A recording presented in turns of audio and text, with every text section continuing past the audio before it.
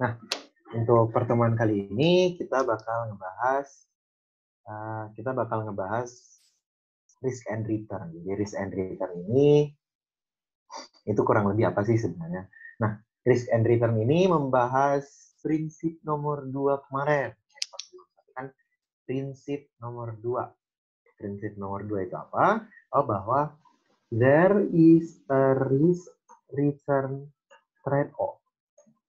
Oh, bahwa akan ada trade-off antara resiko dan return. Jadi di pertemuan kali ini, itu kita bakal ngebahas kurang lebih return dan sedikit mengenai resiko. Nah, di sini pertama kita akan membahas itu return. Jadi return itu apa sih sebenarnya? Return itu adalah imbal balik yang diharapkan, imbal balik yang diterima atau akan diterima seseorang atau investor atas investasi yang telah dimilikinya atau atas investasinya gitu kan. Jadi imbal balik yang akan diharapkan artinya misalnya gini nih, aku investasi 10.000, aku terus dapat nanti nih 15.000, artinya apa? Setelah aku ngeluarin 10.000 di awal, aku bakal dapat 15.000. Jadi sebenarnya berapa sih yang aku dapat gitu kan? Ya, sebesar selisihnya, sebesar 5.000 tadi. Nah, itulah yang disebut return atau imbal balik yang diperoleh gitu kan atas yang kita keluarkan. Itulah yang disebut return tadi. Nah, return ini sendiri dibagi menjadi dua. Ada yang namanya realized return dan ada yang namanya expected return. Jadi ada namanya realized return dan expected return. Nah, sebenarnya realized return dan expected return ini bedanya apa sih gitu kan sebenarnya. Nah, kalau kita ngomongin realized return dulu nih, kita masuk ke realized return dulu. Nah, realized return itu adalah imbal balik. Nah, di sini return atau profit atau loss gitu kan yang diterima dari suatu investasi gitu kan. Return bisa berupa profit atau loss yang diterima dari suatu investasi. Nah, di mana imbal baliknya itu sudah diperoleh. Artinya kita tuh udah merasakan nih bahwa ada nih return-nya gitu kan, yang udah terjadi gitu kan. Nah, itulah yang disebut realized return. Jadi return-nya itu udah terjadi, sudah diperoleh gitu kan ya. Nah, di mana bagaimana sih caranya ngukur realized return gitu kan? Aku pengen kira-kira aku mendapat berapa sih dari investasiku gitu kan? Nah, atau udah dapat berapa sih dari investasi? Nah, itu dihitung dari yang namanya cash return atau ya realized return juga nggak apa-apa. Di mana ending price itu sama dengan ditambah dividen dikurang beginning price. Di mana ending price itu adalah harga jual atau harga saat ini gitu kan ya. Ditambah dividen gitu kan. Dividen dikurang sama beginning price. Beginning price itu harga kita belinya berapa. Nah, itu kalau kita ngomongin cash return.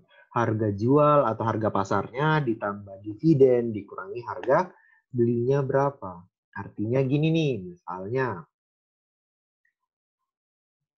Nah, tadi teks, oke nih. Misalnya contoh gitu kan ya.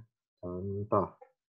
Misalnya nih, pada tahun 2016, si A membeli saham senilai 100 misalnya. Nah, pada tahun 2017,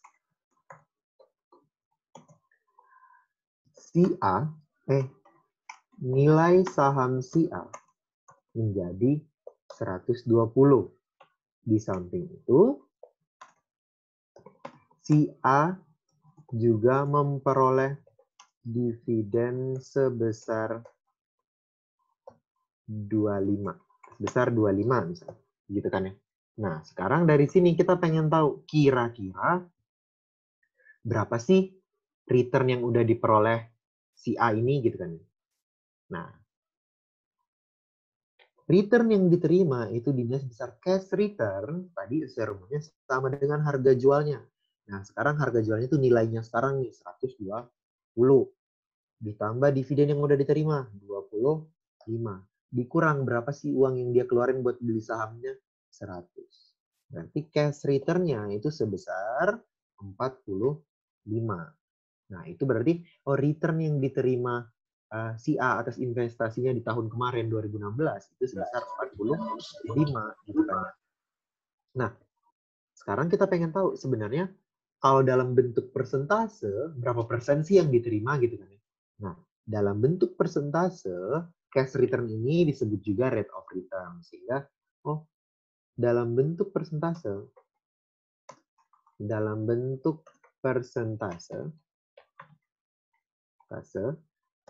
return yang diperoleh A adalah 2. Nah, di sini rumusnya nih, rate of return atau R gitu kan yang bisa kita samakan dengan R itu sama dengan cash return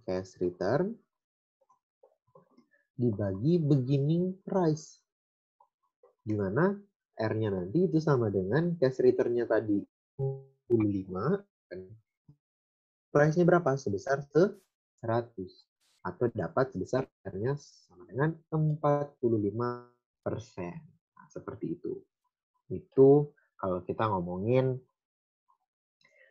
cash return. Jadi 45%.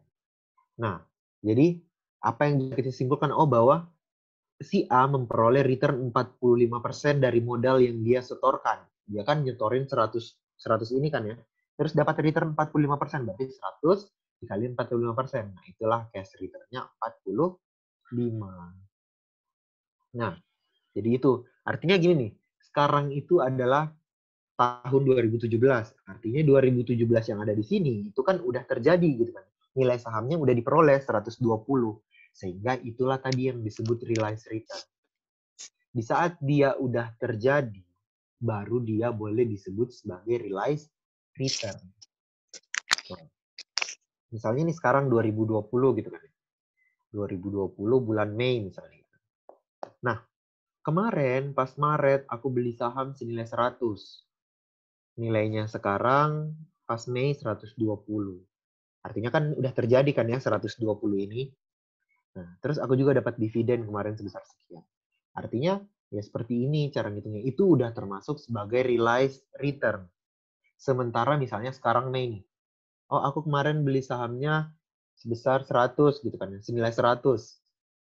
Berapa ya kira-kira return yang bakal peroleh di bulan Agustus misalnya. Nah, Agustus ini kan belum terjadi kan ya. Nah, karena dia belum terjadi, ini tergolong sebagai di sini expected return. Nah, itulah expected return ini.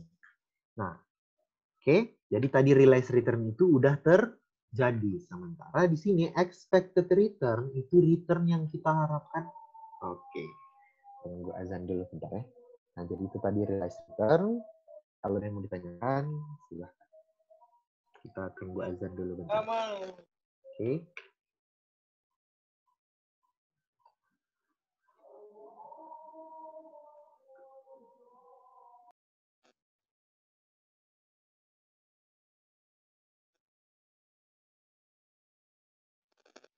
Mana?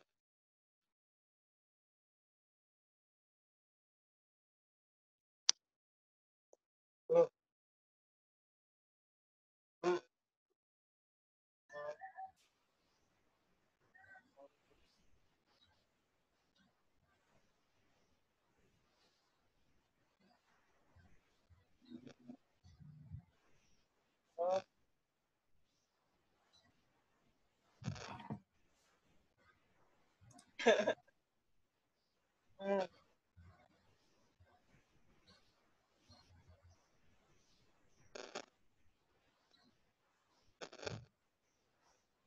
Sama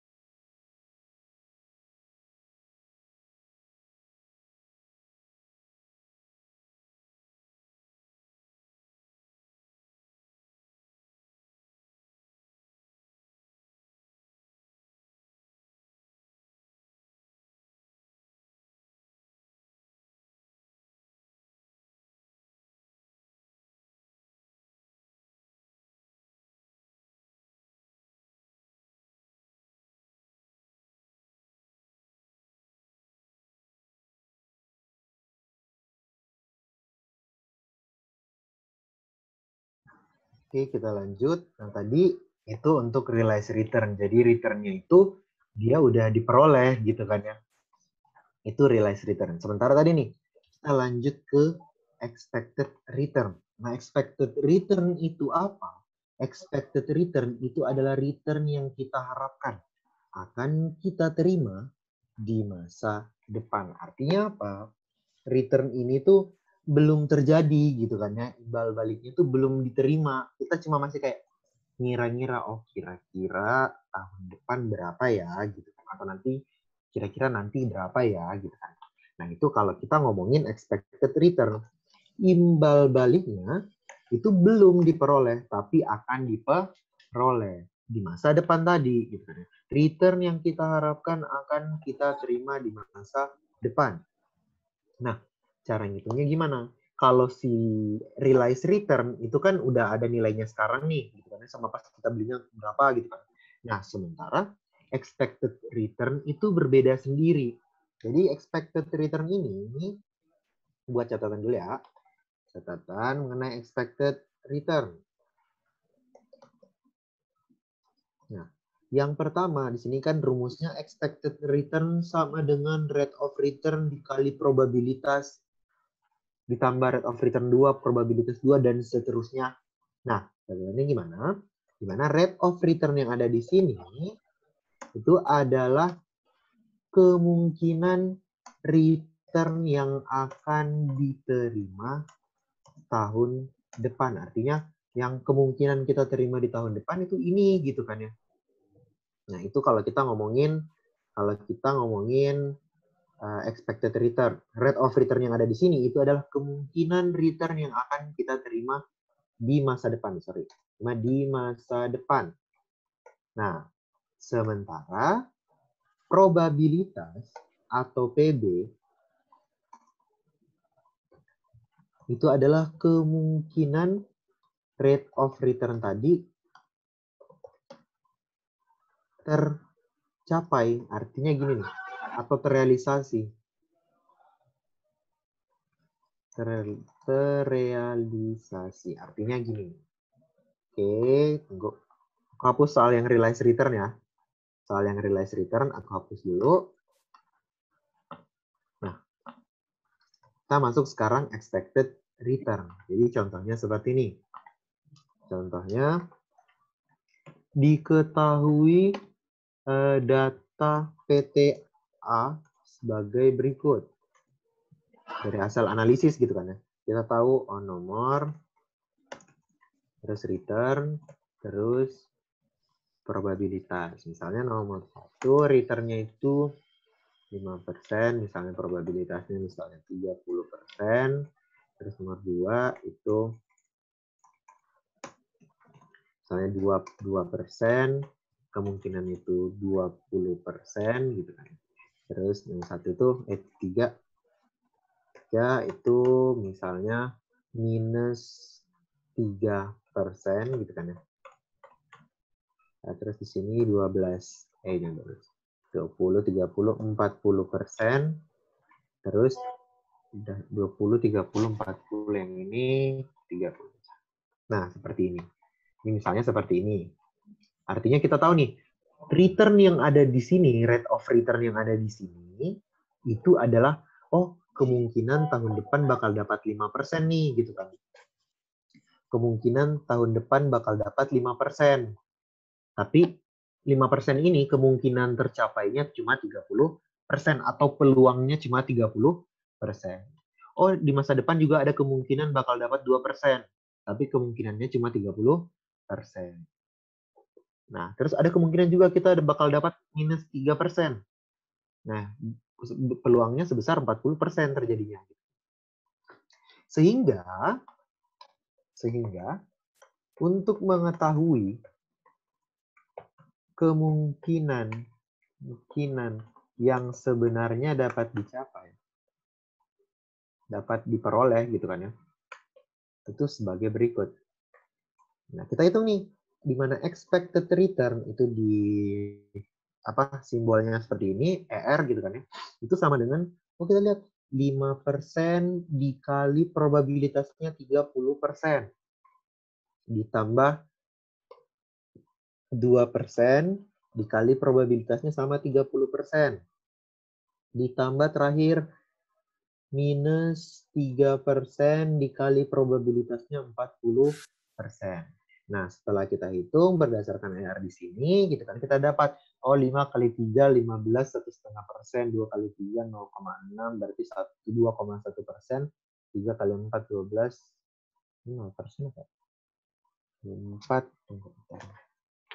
kayak 0%. Sebentar. 0,05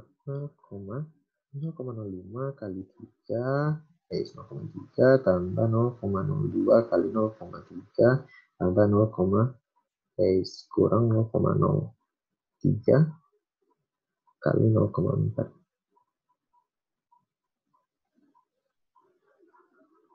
3, 2%, 6.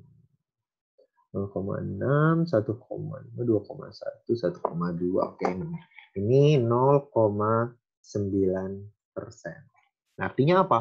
Oh, kemungkinan yang bakal aku peroleh di masa depan itu sebesar 0,9%. Nah, inilah expected return. Berdasarkan data return rate, kemungkinan return dan probabilitas tercapainya, kita bisa mengetahui, oh, yang sebenarnya mungkin kita terima itu sebesar 0,9% seperti ini. Nah, itu kalau misalnya kita ngomongin expected return. Jadi imbal balik yang kita harapkan di masa depan gitu kan. Nah, sekarang pertanyaannya, karena itu kan expected return itu sendiri kan apa yang kita harapin gitu kan, apa yang aku harapkan gitu kan misalnya. Sementara kita tahu sendiri, kadang apa yang kita harapkan itu nggak sesuai apa yang kita terima gitu kan, apa yang sesuai terjadi gitu kan realisasinya gitu kan. Nah, karena dia masih kemungkinan, berarti kan bisa aja turun atau bisa aja lebih tinggi gitu kan expected return yang ada di sini nih. Nah, sehingga apa? Karena dia masih ada kemungkinan naik atau turun, artinya belum tentu juga ini gitu kan ya. Makanya ini bisa kita katakan beresiko. Ada resiko gitu di sini gitu kan. Nah, karena adanya resiko ini, tadi, maka karena masih perkiraan doang, maka akan ada resiko dari expected return ini itu nggak tercapai gitu, bisa aja lebih rendah, bisa aja lebih tinggi, sehingga kita harus mengukurnya dengan menghitung yang namanya standar deviasi ini tadi, standar deviasi di sini nih. Nah, standar deviasi ini apa? Ini akan membantu kita mengukur resiko si expected return ini. Nah, tadi ya udah kita hitung deh sekarang gitu kan. Nah, untuk menghitung resiko dari expected return sebagai berikut. Udah kita rumusnya mana standar deviasi STD gitu kan ya. Sama dengan akar. Akar itu sama aja pangkat 1/2 kan ya, berarti aku pangkatin aja. Rate of return-nya itu yang pertama, rate of return 1, 5% di sini kan ya. 5% dikurangi expected return yang kita peroleh. Expected return-nya ini 0,9 kurang 0,9%. Kan ya? Terus udah dikali probabilitas 1. Probabilitas 1 30%. 30%. Gitu kan? Nah, tapi sini kita lihat rate of return dikurang expected return dikuadratin. Berarti ini dikuadratin dulu. Dikuadratin pangkat 2 baru dikali 30%. Terus ditambah expected return, return selanjutnya. Berarti 3% dikurang 0,9% kuadrat gitu kan. Pangkat 2 dikali probabilitasnya sebesar kali 30% probabilitasnya gitu kan. Udah, terus ditambah terakhir tuh 2 tuh S2 itu tadi mana? Minus 3% dikurang 0,9% gitu kan ya. Kuadrat dikali 40%. Udah, terus dikali lagi, kok dikali, tutup kurung, pangkat 1/2 atau akar gitu kan, sama aja. Nanti dapat berapa? Nanti setelah kita hitung akan dapat standar deviasinya itu sebesar, kita hitung dulu, 0,05 apa? 0,05 kurang 0,009 kuadrat kan, pangkat 2 dikali 0,3, 30% ditambah 0,03 dikurang 0,09 kuadrat dikali probabilitasnya 0,3 ditambah kurang minus 0,03 kurang 0,3 sih 0,02, ini 3%, ini 2%, sorry 2%, 5, 2, 3, jadi 0,2 terus ini 0,03 ditambah 0,03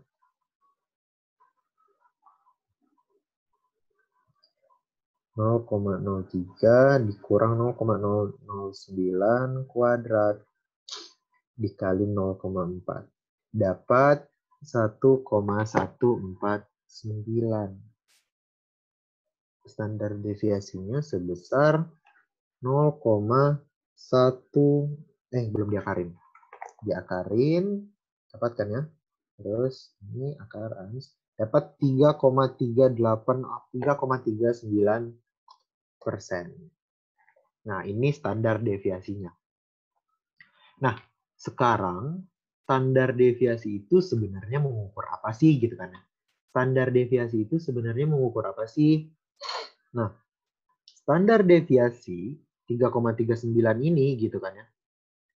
Jadi 3,39 ini itu mengukur seberapa besar jadi standar deviasi.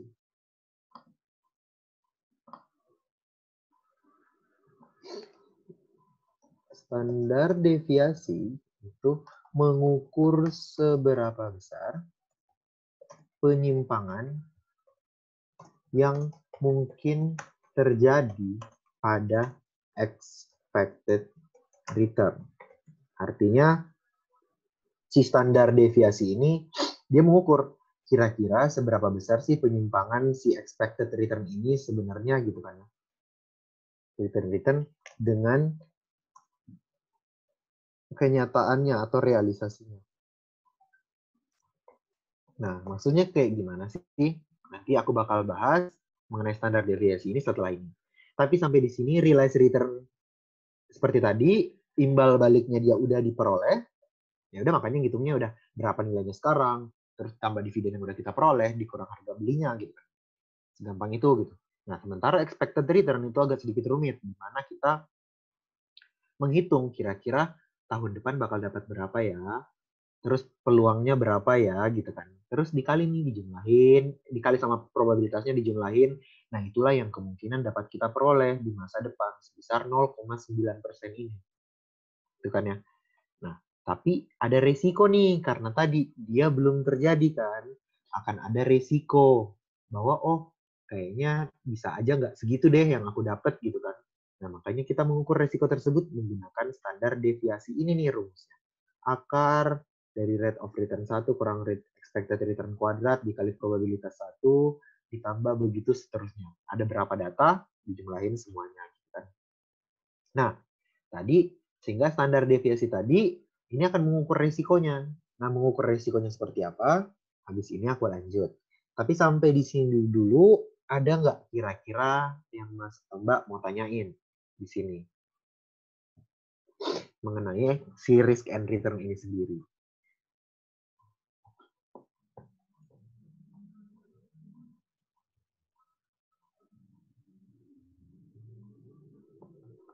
Nah, oke, kalau misalnya nggak ada yang mau ditanyakan, aku lanjut ya. Aku lanjut. Aku hapus catatannya. Oke, aku lanjut. Nah, kita masuk di sini nih. Ini kita ngomongin pengaruh dari standar deviasi tadi. Pengaruh dari standar deviasi. Nah, Kita lihat nih, misalnya kita tahu expected return 10% ini kondisi 1, kondisi 2 gitu kan. Expected return-nya 10%, dua-duanya, bedanya adalah standar deviasinya. Nah, sekarang kita lihat. Di saat standar deviasinya 2%, maka kemungkinan realized dari expected return yang kita miliki, artinya, oh kalau benar-benar terwujud nanti di masa depan berapa sih? Nah, itu ada di kisaran 8% sampai 12%. Atau 10 kurang 2, 10 tambah 2 gitu kan. Oh, 8% sampai 12%. Sehingga apa? Dia rentang yang mungkin terjadi, oh aku kayaknya tahun depan bakal dapat 10% deh. Tapi dilihat dari standar deviasinya 2%, kayaknya yang benar-benar terjadi di kisaran 8% sampai 12%. Gitu kan ya. Karena ada pangan 2% ke bawah, 2% ke atas. Nah itu. Sementara kita lihat nih, kalau standar deviasinya 5%. Penyimpangannya dari 5% sampai 15. 10 kurang 5, 10 tambah 5 dong ya. Nah, di sini kita bisa lihat, kalau standar deviasinya cuma 2%, range-nya jadi lebih dekat kan ya. Cuma 8% sampai 12%. Selisihnya paling 4%-an gitu kan. Nah, sementara kalau standar deviasinya 5%, selisihnya jauh, sampai 10%, dari 5% ke 15%. Nah, di saat range penyimpangannya itu lebih dekat, itu resikonya lebih rendah. Sementara di saat range-nya lebih jauh, gitu kan, ini kan 10% ya, range-nya jauh banget kan, itu resikonya lebih tinggi. Nah, itulah tadi. Artinya apa? Kemungkinan tercapainya itu lebih tinggi di saat standar deviasinya lebih rendah.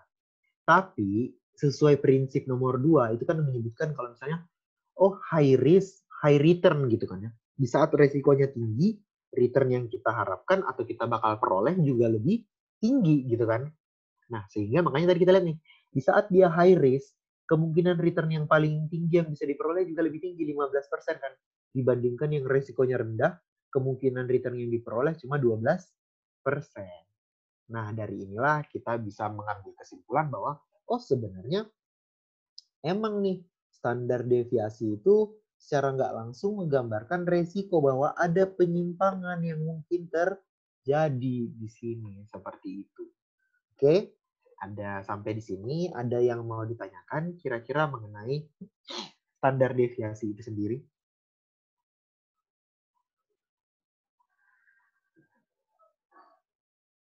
Oke, kalau misalnya nggak ada yang mau ditanyakan, aku lanjut ya.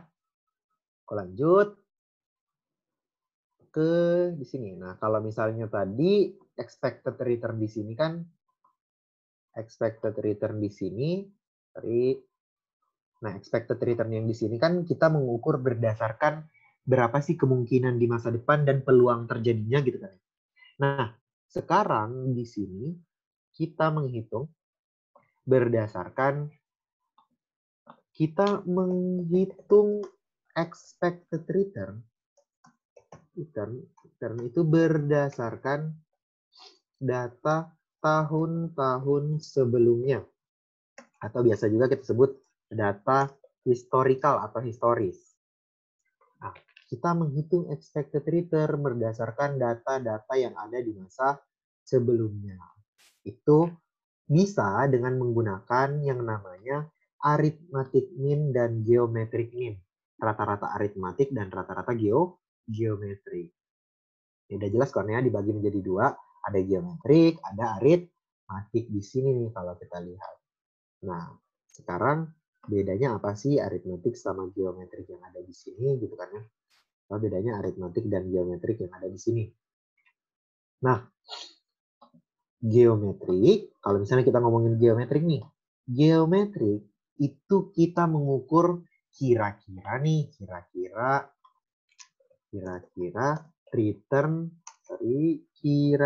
return beberapa tahun ke depan itu berapa ya. Jadi itu kalau misalnya kita ngomongin geometrik mean, kira-kira return yang kita bakal peroleh beberapa tahun ke depan itu berapa ya. Nah, sementara arithmetic mean itu mengukur kira-kira gitu kan ya, return tahun depan itu berapa. Nah, bedanya udah kelihatan kan ya? Kalau kita ngomongin geometrik, itu lebih cocok kalau kita ngitungnya periode atau langsung beberapa tahun ke depan. Sementara arithmetic mean itu cocoknya untuk kira-kira tahun depan tuh berapa. Bedanya di situ. Satu itu meng-highlight beberapa tahun, yang satunya ya udah langsung aja tahun depan. Nah, kita lihat di sini. Kalau kita lihat di sini, di timeline-nya, kalian nih, arithmetic mean itu cocok buat ngitung tahun depan aja nih, tahun 1. Kan 0 itu selalu saat ini kan ya. Berarti 1 itu tahun depan. Sementara geometric mean ini cocok untuk beberapa tahun ke depan nih. Jadi 1, 2, 3, 4, 5 tuh returnnya berapa sih? Nah, itu pakai geometric mean. Misalnya nih, aku masuk contoh soal. Misalnya, contoh bagi 2. Si A memiliki contoh data return PTA tahun sebelumnya sebagai berikut. Titik 2 misalnya tahun terus return gitu kan ya. Tahun terus return. Nah, misalnya 2017, 2018 sama 2019. 2017 kita dapat sebesar misalnya 2%. Terus 2018 itu sebesar 14%. Ini 12% aja. Terus di 2019 itu menjadi 10% misalnya. Nah, gitu ya. Terus kita hitung deh gitu kan. Berdasarkan aritmatiknya,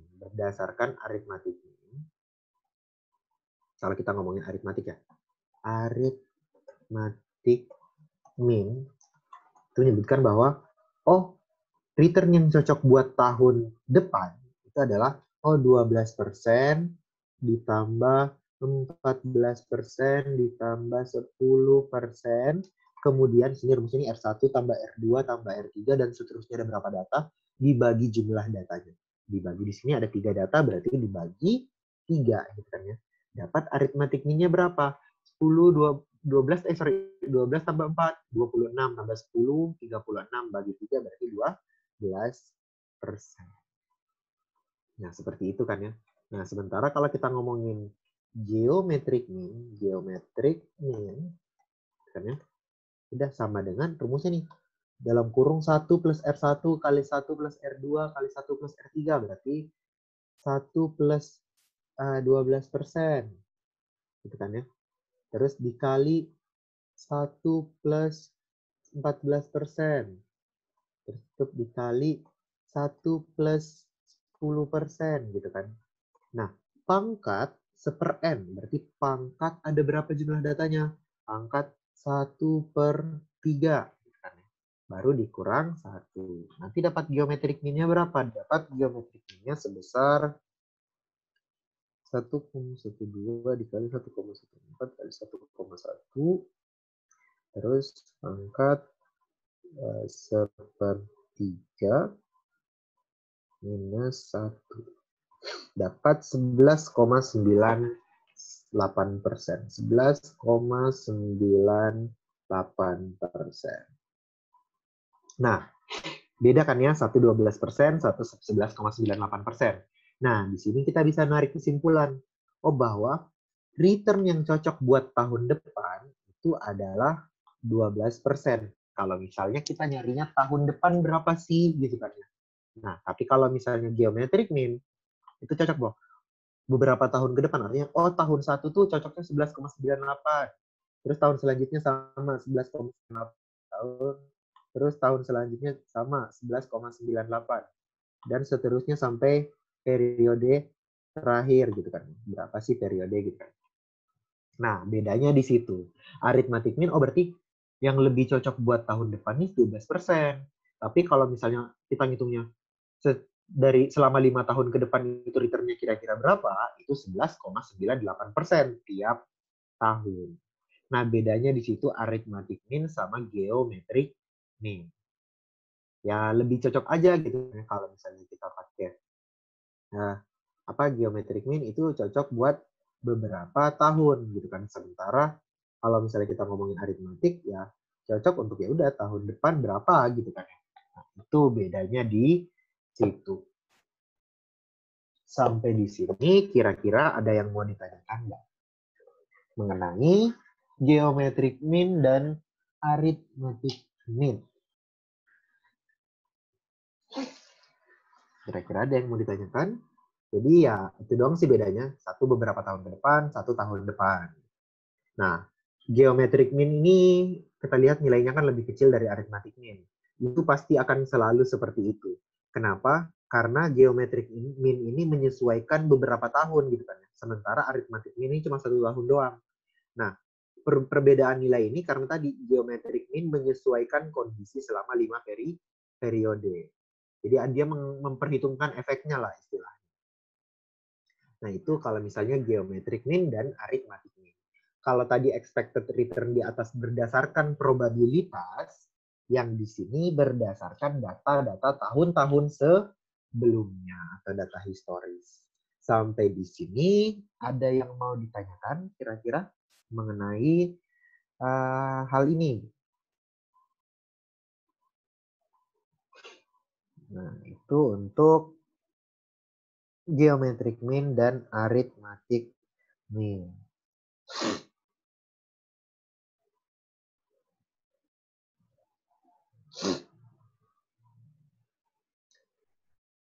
Oke, kalau misalnya nggak ada yang mau ditanyakan, aku lanjut ya. Lanjut. Aku hapus. Oke, lanjut. Kita masuk ke efficient market hypothesis. Nah, efficient market hypothesis itu apa sih sebenarnya? Nah, ini sesuai dengan prinsip nomor 4 dari manajemen keuangan, bahwa market price itu akan reflect information. Artinya informasi itu akan membentuk harga gitu kan. Nah, market price reflect information.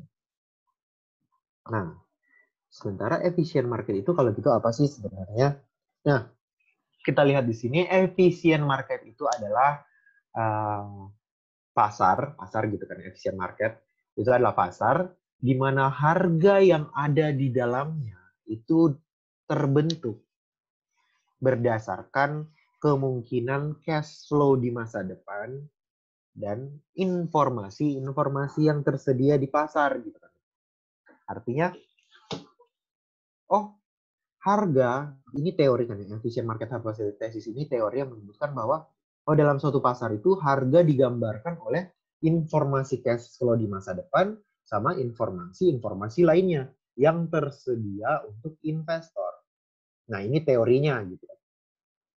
Teorinya menyebutkan secara nggak langsung bahwa harga itu sama dengan informasi gitu kan teorinya. Nah, namun efficient market hypothesis ini kalau ingin sesuai teorinya, dia memiliki syarat. Syaratnya apa? Syaratnya adalah efficient market hypothesis itu hanya bisa terjadi di saat investor berpikir secara rasional. Nah, itu syarat dari efficient market sebenarnya. Jadi investor itu harus berpikir secara rasional. Nah, berpikir secara rasional ini maksudnya apa gitu kan? Apa sih berpikir secara rasional ini gitu? Nah, berpikir secara rasional di sini itu adalah saat di mana si investor tadi ini atau kondisi di mana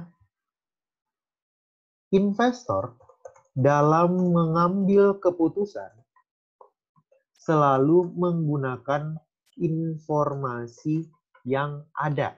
Artinya di saat investor itu pengen mengambil keputusan, mereka melihat dulu informasinya ada apa aja sih sebenarnya gitu kan. Informasinya ada apa aja sih gitu. Sehingga apa? Informasi yang ada ini itu akan mempengaruhi, akan memberikan pengaruh terhadap, artinya gini, di saat aku kapan mau jual saham, kapan mau beli saham, kapan beli asuransi gitu misalnya, kapan jual asuransi misalnya. Nah, dalam mengambil keputusan tersebut, di saat kita menggunakan informasi, kita bisa mengambil kesimpulan bahwa oh informasi ini akan mempengaruhi supply dan demand gitu kan ya. Nah, supply dan demand inilah di saat supply dan demand terpengaruhi secara nggak langsung itu juga akan mempengaruhi apa? Akan mempengaruhi harga, benar kan ya? Di saat supply dan demand terpengaruh, harga juga akan terpengaruh sehingga apa? Oh, informasi tersebut pada akhirnya akan mempengaruhi harga. Nah, di saat informasi itu dipengaruhi oleh harga atau informasi menggambarkan harga yang ada, maka barulah efisien market itu dapat tercipta. Jadi tadi, efisien market hypothesis ini menyebutkan kalau misalnya harga itu digambarkan oleh informasi. Gitu. Nah, dan hanya bisa terjadi di saat investor berpikir secara rasional. Artinya, mereka kalau ngambil keputusan sesuai informasi yang ada. Informasi ini kemudian akan mempengaruhi supply dan demand yang akan mempengaruhi harga, yang kemudian bisa disimpulkan bahwa oh harga itu digambarkan oleh informasi nih sebenarnya. Nah, sehingga ya udah bisa terwujud efisien market ini tadi. Nah, itu syaratnya. Kalau investor nggak berpikir secara rasional, artinya mereka kalau ngambil keputusan nggak lihat informasi gitu. Ya udah jelas, berarti nggak ada hubungannya informasi sama harga. Tapi syaratnya harus rasional dulu tadi. Biar dia memenuhi efisien market hypothesis ini. Nah, itu untuk efisien market hypothesis. Ini kan nanti bakal sesuai dengan prinsip nomor 4 tadi, bahwa oh harga itu akan digambarkan atau akan menggambarkan informasi yang ada. Seperti itu. Oke, itu untuk efisien market. Kalau kita ngomongin efisien market seperti itu. Nah, dalam efisien market, jadi dalam efisien market, kalau kita ngomongin efisien market ya, dalam efisien market, itu biasanya informasi yang beredar itu ada 3 jenis nih. Informasi yang beredar biasanya ada 3 jenis. Ada weak form, ada semi-strong, dan ada strong form. Ada weak form, semi-strong, dan strong form gitu kan. Nah, weak form ini apa? Weak form ini itu menggambarkan informasi di masa lalu. Jadi, weak form ini informasinya adalah informasi-informasi kemarin gitu kan, tahun-tahun sebelumnya bisa. Atau ya tahun kemarin gitu kan, laporan keuangan tahun lalu gitu kan. Nah, itu informasi yang bersifat weak form tadi. Nah, terus semi strong itu apa? Semi strong itu informasi yang menggambarkan informasi saat ini. Nah, itu kalau kita ngomongin semi strong.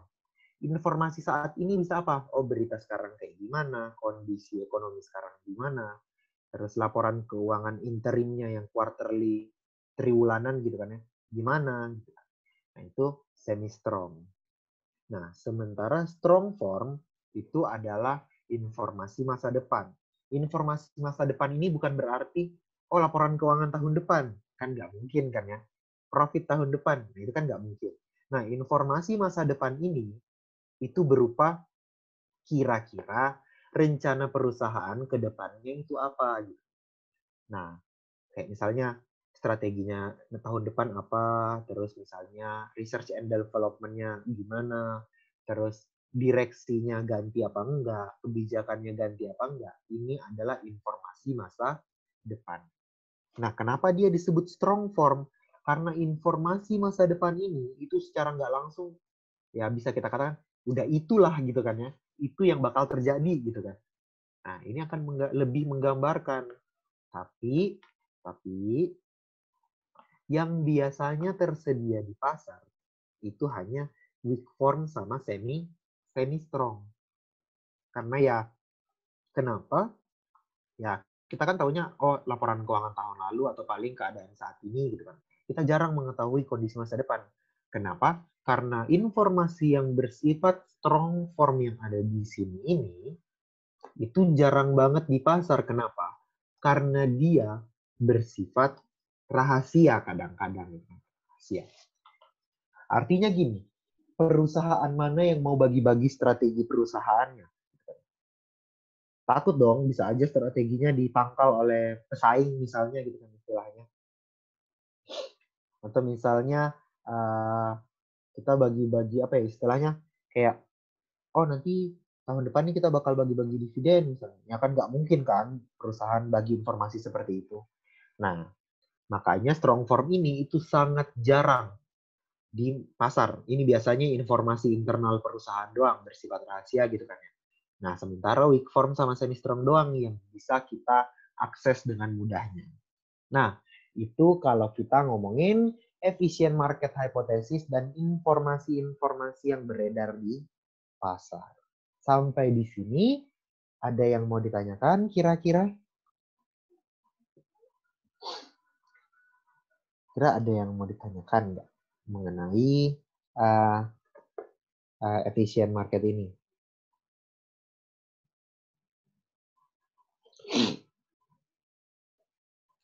Oke, kalau misalnya nggak ada, aku lanjut ya.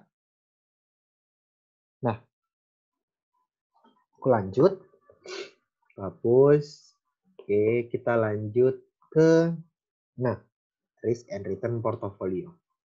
Nah, kalau tadi di awal itu kan kita membicarakan expected return di sini itu atas misalnya PTA gitu kan, atau PTB, atau saham BCA, saham BRI gitu kan. Itu expected return.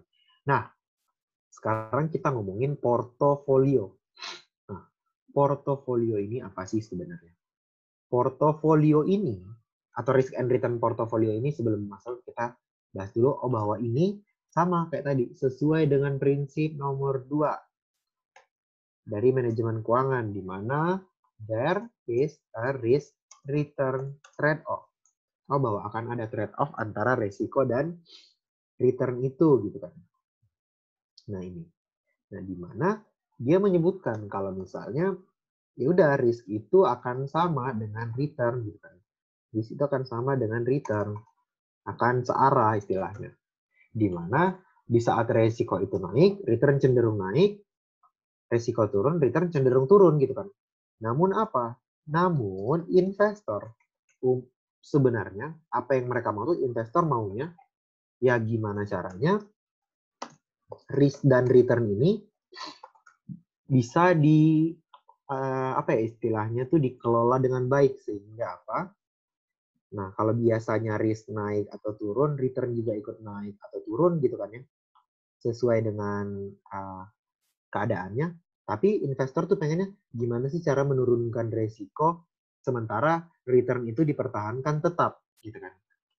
Gimana sih caranya kita bisa menurunkan resiko tapi returnnya di apa istilahnya tuh diusahakan tetap sama. Gimana caranya gitu kan. Nah, makanya kita belajar nih risk and return portfolio. Jadi kita belajar risk and return portfolio. Nah, sebelum kita masuk ke sini, kita harus tahu dulu portofolio itu apa sebenarnya. Nah, portofolio itu adalah kumpulan dari berbagai jenis investasi dalam satu kelompok. Atau biasa kita sebut dalam satu bundle gitu kan. Nah, itu portofolio. Atau gini nih, portofolio itu yang ini. Misalnya nih dalam satu portofolio 40%-nya itu portofolionya A, 60% portofolio sahamnya B. Artinya dalam satu portofolio kita ada 40% saham A, 60% saham B. Nah, itu portofolio. Atau misalnya aku pengen investasi 100 juta, 40 juta buat saham A, 60 juta buat saham B. Nah, itu portofolio. Nah, di sini menyebutkan bahwa resiko itu dapat kita minimalkan dengan portofolio tanpa harus mengurangi return secara signifikan. Jadi kita tuh sebenarnya bisa ngurangin resiko tuh tanpa harus mengurangi return melalui namanya portofolio. Nah, dengan cara apa? Dengan cara kita lihat sini. Ada yang namanya diversifikasi. Diversifikasi ini apa? Istilahnya memperkaya atau memperagam investasi dalam suatu portofolio. Misalnya dalam portofolio A itu jangan hanya saham tambang misalnya saham perbankan kayak atau saham food and beverage atau saham medical gitu kan ya. Nah, itu diperagam lah istilahnya. Itulah yang disebut diversifikasi. Nah, di saat dia semakin diverse, resikonya semakin minim. Nah, di sini kita lihat nih, keuntungan dari diversifikasi itu dinilai dari yang namanya koefisien korelasi. Nah, di mana koefisien korelasi ini apa? Koefisien korelasi itu menjelaskan hubungan antara satu investasi dengan investasi lainnya. Nah, itu kalau kita ngomongin koefisien korelasi. Menghubungkan satu investasi dengan investasi lainnya.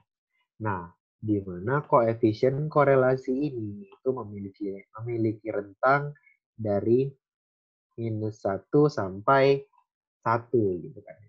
Kita lihat di sini dari -1 terus 0 sampai dengan 1. Nah, itu kalau kita ngomongin koefisien korelasi.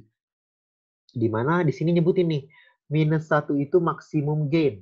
Sementara 1 itu maksimum loss. Ini maksimum loss ya, bukan profit. Sorry, maksimum loss. Nah, ini maksimum loss.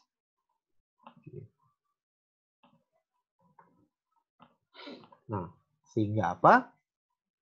Di sini kita bisa mengambil kesimpulan bahwa kalau maksimum gain -1 berarti -1 itu sahamnya lebih diverse gitu kan ya. Beragam atau istilahnya bertolak belakang. Di mana 1 itu bertolak belakang.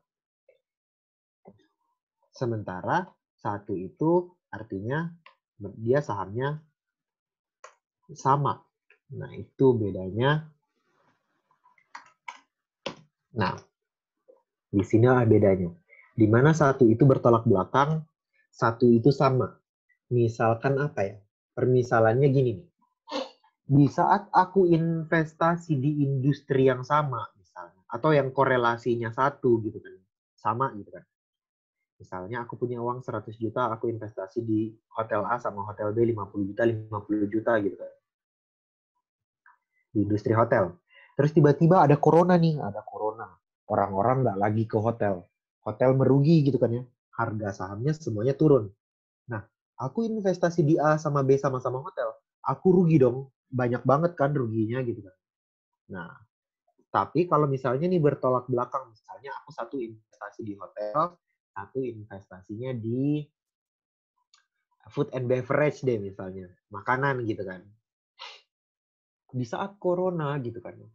Hotel tuh nggak laku. Penghasilannya turun.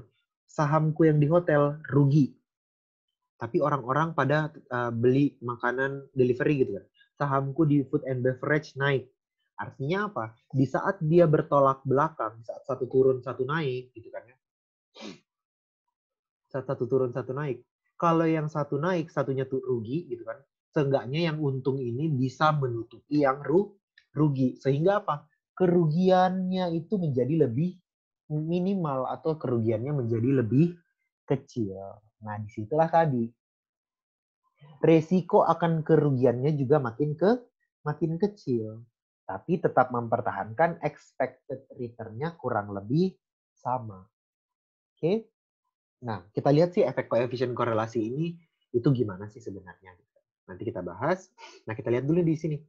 Di sini, kalau tadi kita ngomongin expected return biasa, satu saham gitu kan. Nah, portofolio expected return-nya itu expected return dari suatu portofolio itu rumusnya ini nih. Di mana expected return itu sama dengan proporsi ini, W ini adalah proporsi. Proporsi investasi 1 dikali expected return-nya investasi 1. Expected return ini dapat dari mana? Dapat dari tadi perhitungan di atas. Terus expected return 2 dikali proporsinya investasi 2 gitu kan. Misalnya kita lihat contoh di sini nih. Investasi A 40%, yang B 80, yang B 60%. Berarti 40% kali expected return A ditambah 60% kali expected return B. Nanti dapat expected return dari investasi seperti biasa. Nah, namun seperti halnya yang tadi gitu kan. Expected return itu sendiri dia belum terjadi. Masih kita harapkan. Benar kan ya? Sehingga apa? Dia karena sama-sama beresiko, ada resiko nih di sini. Makanya kita perlu mengukur yang namanya sama tadi standar deviasi. Nah, di sini kita mengukurnya standar deviasi untuk sebuah portofolio. Nah, rumusnya ini nih. Akar proporsi 1 kuadrat ditambah standar deviasi 1 kuadrat. Dikali standar deviasi 1 kuadrat ditambah proporsi 2 kuadrat dikali deviasi 2 kuadrat ditambah 2 kali proporsi 1 dan seterusnya gitu. Dikali di sini nih korelasi 1,2. Jadi koefisien korelasi itu simbolnya kayak P miring, kayak P agak miring gitu kan. Nah, itu namanya koefisien korelasi, rho bacanya. 1,2 artinya dia menggambarkan hubungan antara investasi 1 dan 2 itu berapa sih? Nah, misalnya kita tahu contoh misalnya nih kita tahu W1 itu sama dengan 2% misalnya. 20%. Sementara W2 dan standar deviasi 1 itu sama dengan 3% misalnya. Terus proporsi yang kedua itu sama dengan 80%. Jangan kebanyakan, ini 60% aja, yang di atasnya 40%. 60% gitu kan. Terus standar deviasi 2 itu sama dengan misalnya 2,5% misalnya. Gitu kan ya. Nah, itu contoh aja. Misalnya dengan kondisi seperti ini, dengan keadaan seperti ini, kira-kira kita lihat nih sekarang perbandingannya. Dalam kondisi satu, karena standar deviasi, kondisi 1, jika koefisien korelasinya atau P-nya sama dengan minus 0,4, itu berapa sih nanti standar deviasi portofolionya? Standar deviasi portofolio kondisi 1 itu menjadi, nah kita masukin nih nilai yang ada di sini sama korelasi di sini ke rumus yang ada di sini. Kita masukin gitu kan ya. Nanti hasilnya bakal dapat berapa? Di saat kita memasukkan nilai yang ada di situ ke sini. Nah, nanti bakal dapat sebesar, aku hitung dulu. Berarti W1 0,4 kuadrat dikali standar deviasi 1 0,03 kuadrat ditambah 0,6 kuadrat dikali 0,025 kuadrat ditambah 2 kali 0,4 kali 0,6 kali 0,03 kali 0,025 kali, nah sekarang standar deviasinya, koefisien korelasinya negatif 0,4. Kan ya? Terus diakarin. Terus diakarin dapat berapa? Diakarin dapat sebesar 0,5.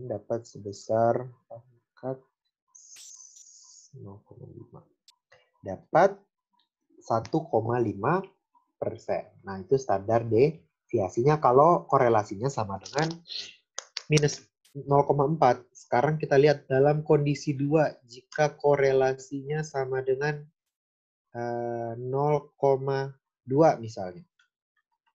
Kita lihat sekarang, standar deviasi portofolio 2 itu berapa sih? Sama dengan, setelah kita hitung, dia 0,2.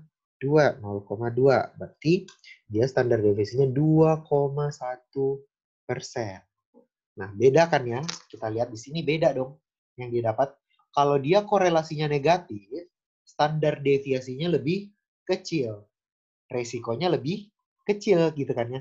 Tapi kalau korelasinya positif, standar deviasinya makin gede, lebih beresiko. Itulah maksud dari koefisien korelasi di sini, efeknya terhadap standar deviasi dari sebuah portofolio itu bisa mengurangi resiko.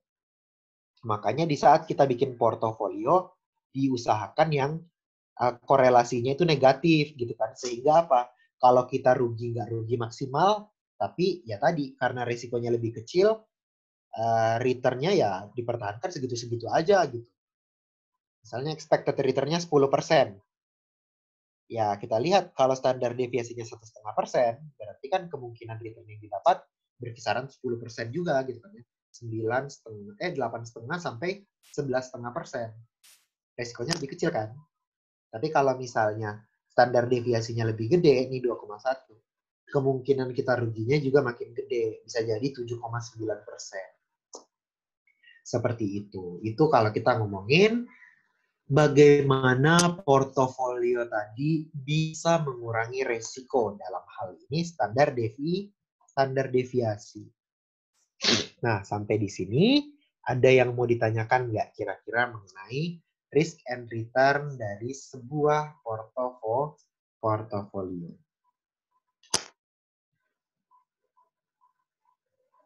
Ada yang mau ditanyakan kira-kira?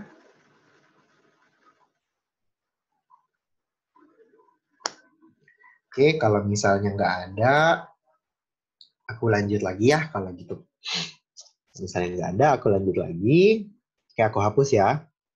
Hapus. Nah, kita lanjut ke systematic risk and market portfolio. Jadi dari tadi kita ngomongin return terus, sekarang kita ngomongin resiko. Nah, resiko itu adalah kemungkinan bahwa apa yang kita rencanakan tidak sesuai dengan apa yang terjadi gitu kan. Artinya perbedaan antara ekspektasi dan realisasi itulah yang disebut resiko gitu kan. Adanya resiko tidak terjadi, adanya resiko batal, adanya resiko A, nggak B gitu. Nah, itu resiko. Nah, resiko itu sendiri di sini kita lihat itu dibagi menjadi dua. Ada yang namanya systematic risk, ada yang namanya unsystematic risk. Ada systematic risk, ada unsystematic risk. Sekarang bedanya apa sih sebenarnya? Nah, systematic risk di sini itu adalah resiko yang berdampak ke pasar secara menyeluruh. Artinya resiko ini bakal diperoleh atau dirasakan oleh semua orang. Sementara berdampak ke pasar gitu kan ya. Dampaknya dirasakan oleh semua orang atau semua pihak. Dampaknya menyeluruh ke pasar. Nah, sementara unsystematic risk itu dampaknya hanya ke entitas tertentu aja atau dampaknya ke perusahaan tertentu aja gitu kan. Nah, misalnya nih kita lihat contoh dari systematic risk.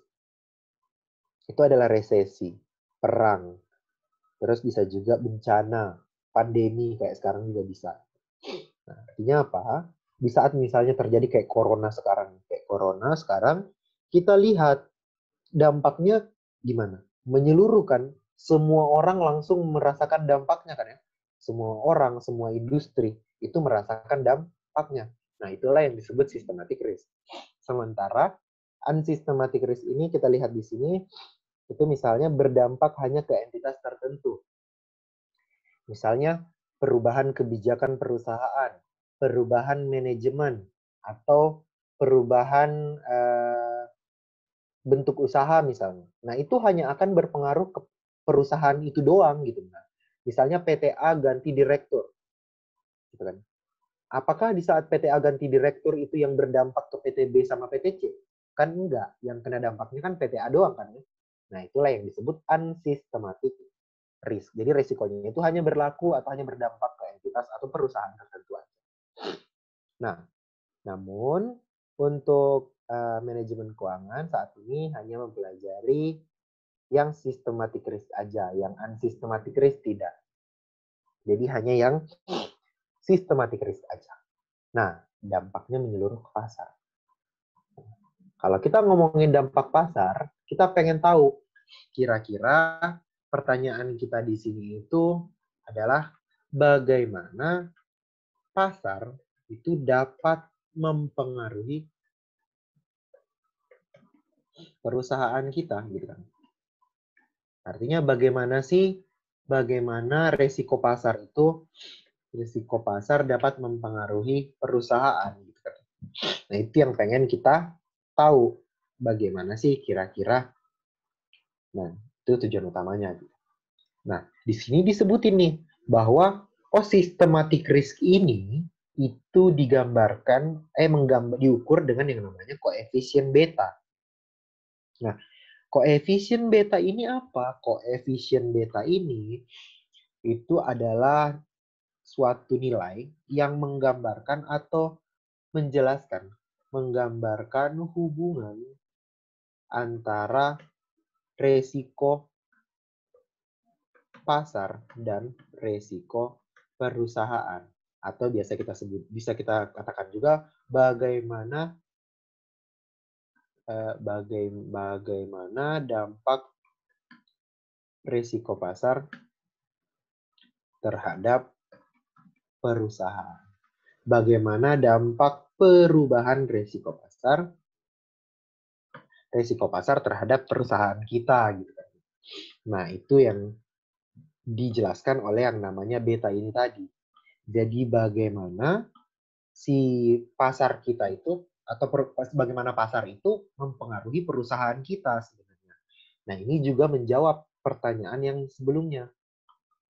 Bagaimana resiko dapat mempengaruhi perusahaan itu dengan mencari yang namanya koefisien beta ini. Misalnya nih contoh ya. Misalnya contoh di saat resiko pasar atau di saat return pasar naik 10%, return perusahaan itu naik sebesar 12,5%. Nah, ini menggambarkan apa misalnya dengan contoh seperti ini? Di saat return pasar naik 10%, return perusahaan naik 12,5%. Berarti dari sini kita bisa menentukan, betanya itu sama dengan, ini disebut ini, increase in company return dibagi increase in market return. Jadi, return perusahaan dibagi pasar, gitu kan. Dalam hal ini 12,5% dibagi 10%. Nah, itu kalau kita ngomongin beta, gitu kan. Sehingga dapat berapa betanya? Dapat sebesar 12 atau 1,25. Nah, ini berarti apa sebenarnya? Jadi beta ini berarti apa? Beta ini berarti bahwa, pasar itu akan memberikan dampak ke perusahaan sebesar 1,25 kalinya. Di saat pasar naik 1, kita naik 1,25 kali.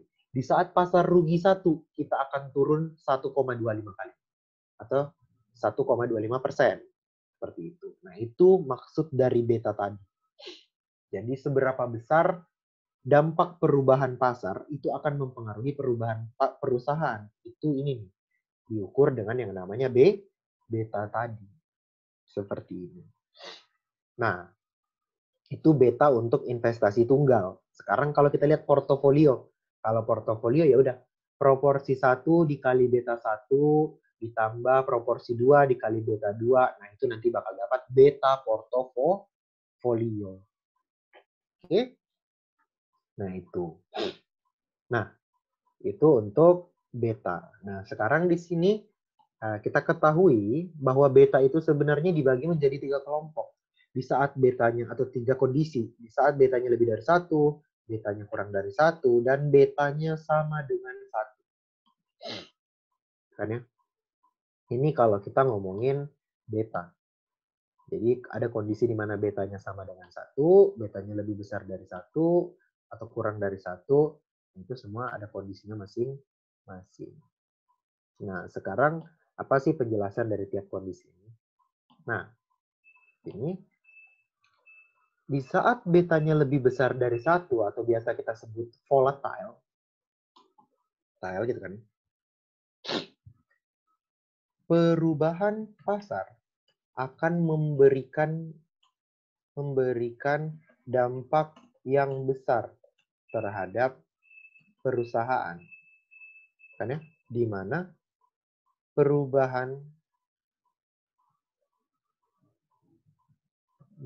jika pasar berubah sedikit, perusahaan akan berubah banyak. Gitu kan ya? Sehingga apa? Karena pasar ini sendiri itu memberikan pengaruh besar ke kita, ini sahamnya atau investasinya bisa disebut dia agresif atau bisa dikatakan lebih beresiko. Nah, itu kan ya. Nah, sementara di saat betanya kurang dari 1, ini biasa disebut non-volatile atau enggak agresif, non-volatile, di mana perubahan pasar hanya akan memberikan sedikit, mungkin dampak yang kecil terhadap perusahaan. Nah, tadi kalau misalnya pasar itu berubah dikit, berubah banyak, kita malah terpengaruh dikit doang. Nah, ini disebut less risky atau kurang beresiko lah istilahnya. Resikonya lebih sedikit. Nah, yang terakhir, di saat betanya sama dengan 1, ya ini netral, itu pasar sama dengan perusahaan. Nah, itu bedanya. Kalau kita ngomongin volatile, non-volatile. Nah, tapi sampai di sini, itu kira-kira ada yang mau ditanyakan nggak? Jadi tadi kalau beta lebih dari 1 itu disebut volatile, beta kurang dari 1 itu disebut non-volatile, beta sama dengan 1 itu netral. Jika beta lebih besar dari 1, dia lebih beresiko, beta kurang dari 1 kurang beresiko, dan di saat beta sama dengan 1, dia akan sama dengan pasar resikonya. Nah, artinya kita di sini bisa menarik kesimpulan bahwa beta itu kan diukur menggambarkan resiko. Beta itu kan menggambarkan resiko gitu kan, systematic risk. Berarti kita bisa menarik kesimpulan bahwa ya udah beta itu sama dengan resiko gitu kan. Nah, itu yang bisa kita tarik di sini kesimpulannya. Nah, artinya apa? Kalau beta itu sama dengan resiko, artinya harusnya dia memberikan dampak dong ke return gitu kan ya. Karena kan sesuai prinsipnya kan seperti itu. Di saat resikonya makin gede, harusnya kan return-nya makin gede juga kan. Artinya kan di saat beta lebih besar dari 1, return-nya juga malah lebih gede gitu. Nah, oke ya, nanti kita bahas kalau soal-soal. Nah, di sini disebutin nih, increase in market return. Market return itu adalah return dari pasar gitu kan. Return portofolio. Return market portofolio. Di Indonesia, market portofolio itu adalah IHSG, Indeks Harga Saham Gabungan. Atau indeks di BEI, atau biasa juga kita sebut Jakarta Composite Index gitu kan, IHSG itu. Nah, itu menggambarkan market return. Nah, nanti aku akan bahas soal mengenai si market return ini. Nah, market return ini itu adalah biar jelas, ini adalah return IHSG kalau di Indonesia. Return IHSG atau return market portfolio. Nah, sampai di sini, ini kalau kita ngomongin kalau kita ngomongin systematic risk. Ada lagi yang mau ditanyakan?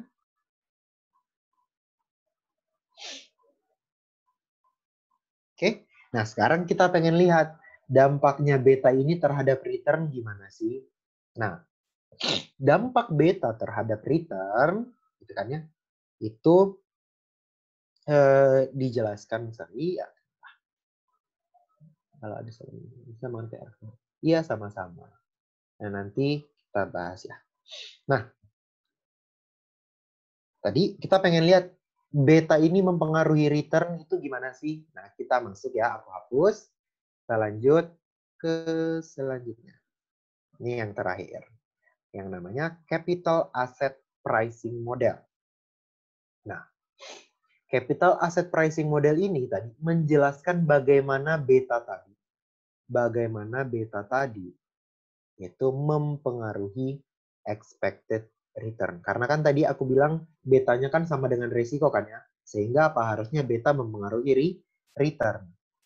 Nah, CAPM ini menjelaskan bagaimana sih hubungannya beta sama expected return. Dari mana? Dari rumus CAPM yang ada di sini nih. Ini adalah rumus dari capital asset pricing model. Di mana return atau expected return di sini itu sama dengan RF atau government bond risk free atau obligasi pemerintah gitu kan. Ditambah beta ya tadi systematic risk dikali risk market RM dikurang risk free lagi. Di mana risk market yang ada di sini, risk market yang ada di sini, ini risk market kurang risk free di sini, itu biasa juga disebut risk market setelah dikurangi risk free itu biasa juga disebut risk premium atau market risk premium atau apalagi ya, atau equity risk premium, itu sebutan-sebutannya. Tapi sebenarnya itu menggambarkan hal yang sama aja sebenarnya. Nah itu, kalau kita ngomongin si RM kurang RF ini. Jadi kalau soalnya nyebutin risk premium, ya udah beta kali risk premium aja, nggak usah RM kurang RF lagi gitu kan. Nah di sini tadi RM itu adalah return dari IHSG atau return pasar. Nah beta RF itu obligasi pemerintah, expected return. Nah sekarang kita lihat nih, capital asset pricing model ini kan menjelaskan bagaimana beta mempengaruhi expected return kan ya. Ya udah kita ambil contoh nih. Jika return marketnya 5% dan risk free-nya 3%. Nah, sekarang terus kita ambil contoh misalnya. Di saat betanya misalnya itu sama dengan 1 berarti expected return-nya itu sama dengan risk free-nya berapa tadi? Risk free-nya 3%, ditambah betanya 1, dikali risk market-nya 5%, dikurang 3%. Gitu. Nanti dapat berapa? Nanti bakal dapat expected return-nya ya sebesar 5% gitu kan. Sementara kalau betanya sama dengan 2, udah kita hitung expected return-nya. Berarti sama risk free-nya 3%, ditambah 2, gitu kan ya, dikali 5%, dikurang 3% gitu kan. Sehingga dapat expected return sebesar 7%. Nah, dari sini itu kita bisa lihat bahwa oh sebenarnya beta ini itu akan mempengaruhi expected return. Di saat betanya makin gede, expected return-nya juga makin gede gitu kan ya. Sehingga apa? Itulah tadi bagaimana beta mempengaruhi expected return itu dijelaskan oleh model yang namanya CAPM ini atau biasa kita sebut capital asset pricing model di sini. Oke. Nah, bagaimana cara memilih rekomendasi saham pesan beta return tidak terlalu dari sembilan? Apakah harus digambar sebagai investor mau kurang paham dengan RF? Oke, nanti ya Mas Mbak. Nah, RF ini itu namanya risk free atau investasi atau return dari saham dari investasi yang bebas risiko. Nah, investasi yang bebas risiko itu apa? Di sini disebutkan kalau itu adalah government bond gitu kan. Government bond, kenapa sih obligasi pemerintah itu dibilang aset bebas risiko? Ya sebenarnya sih logikanya kayak gini. Obligasi negara itu kan diterbitkan oleh negara. dan dijamin oleh negara gitu kan. Sedangkan negara itu kemungkinan negara gagal bayar itu kan sangat rendah gitu kan. Sehingga bisa disamakan dengan nol resikonya. Makanya dia disebut risk free. Karena investasi ini ditanggung oleh negara dan negara istilahnya susah bangkrut gitu kan. Bahkan risikonya kecil banget, makanya risk free ini itu disamakan dengan resikonya obligasi pemerintah ini disamakan dengan risikonya nol, atau bisa kita sebut risk free tadi, seperti itu. Oke Mbak, itu untuk risk free. Buat nanti masnya yang nanya mengenai bagaimana cara memilih rekomendasi saham, itu nanti ya kita bahas bareng soal aja ya. Oke Mbak, sama-sama. Mas ya. Oke, sama-sama. Nah, sekarang apa sih? Ini ada kurva nih. Kurva apa namanya? Nah, kurva ini itu namanya kurva SML atau Security Market Line. Nah, kurva SML ini atau kurva Security Market Line ini itu kurva yang menggambarkan hubungan antara beta dan expected return.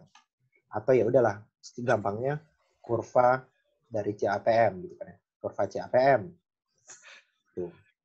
Itu kalau kita ngomongin security market line. Jadi kurva yang menggambarkan CAPM. Nah, di mana kita lihat nih di sini betanya itu yang horizontal, expected return yang vertikal. Nah, sekarang kita lihat. Beta 1 itu menghasilkan expected return 5 nih, kita lihat di sini. Titik 1 kan beta 1 expected return 5. Ya. Terus beta 2 expected return-nya itu 7. Nah, dari dua titik ini kita tarik garis. Tarik garis. Nah, garis inilah yang kemudian disebut security market line atau kurva SML. Jadi dari garis pertama dan garis kedua kita tarik, dari titik pertama dan titik kedua kita tarik garis kan ya di sini. Kita tarik garis. Nah, kita dapat deh berapa garisnya tuh. Oh, bahwa si security market line ini itu menjelaskan kalau betanya naik lagi itu akan sesuai dengan garis ini si expected return-nya tadi. Menggambarkan dalam pasar yang sama perubahan beta itu akan mempengaruhi perubahan expected return seberapa besar sih sebenarnya. Nah, itu untuk capital asset pricing model. Oke, sampai di sini ada yang mau ditanyakan?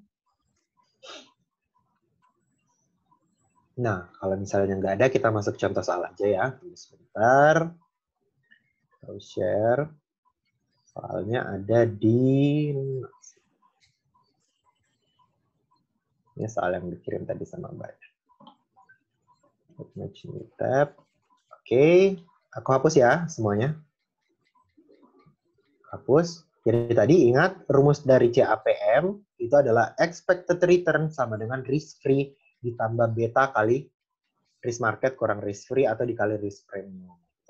Nah, itu kalau kita ngomongin expected return.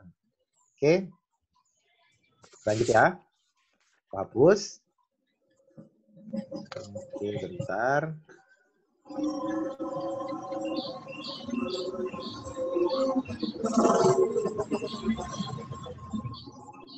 Nah, sekarang kita lihat di sini.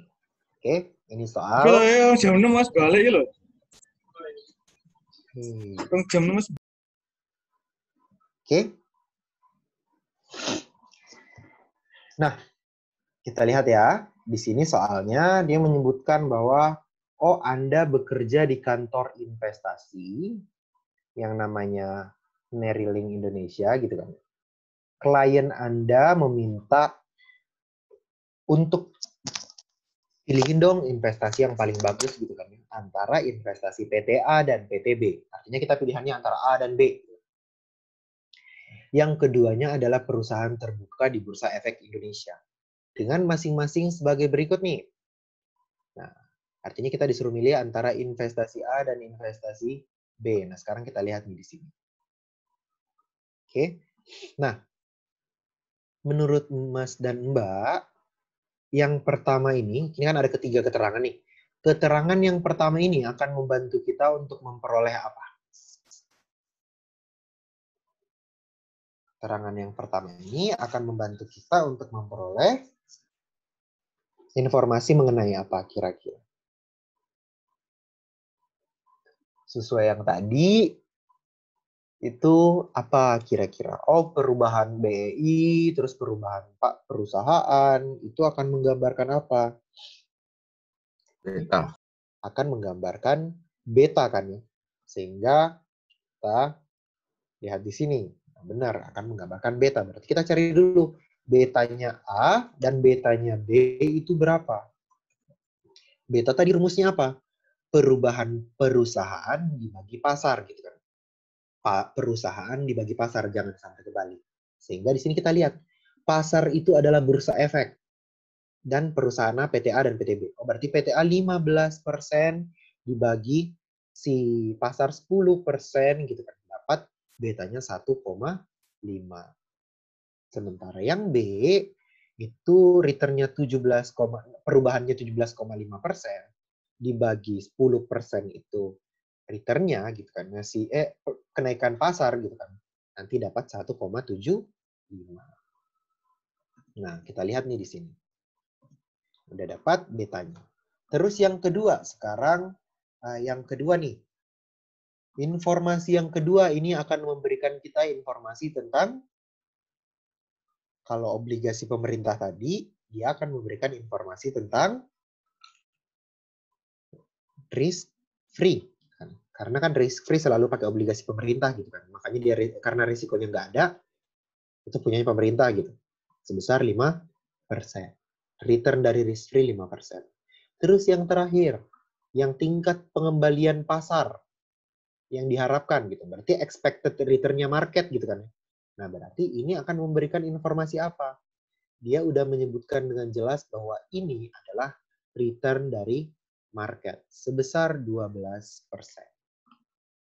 Udah jelas di sini disebutin bahwa ini tuh adalah return market loh gitu kan.